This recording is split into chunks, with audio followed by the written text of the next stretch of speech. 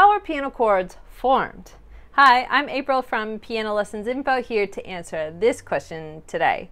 So piano chords are formed by learning a symbol, which is the name of the chord, and translating it into notes. So depending on the symbol, that will affect which notes you play.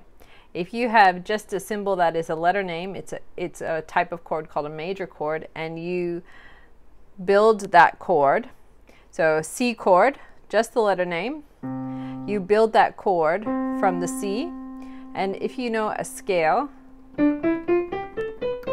you play the first, the third, and the fifth notes of that scale, and that's a major chord. So every major chord is built this way. You start with a scale, you know the different degrees that you have to play on that scale, you play them together, that's a chord. That's how the chord is formed. So if you have a 4 or a 7 or a small m, it refers to different types of chords. Like a small m, for example, we've got our scale, a C scale, and we're going to play the 1, the third, and the fifth notes of the scale, and then take that third one and take it down. And that's a minor chord. So that's how a minor chord is formed, by the first, the lower third, and the fifth notes of the scale.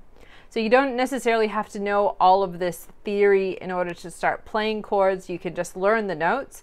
C minor chord is C, E flat, G. You can learn that, but it's a good foundation. It's quite good to understand how they are even formed.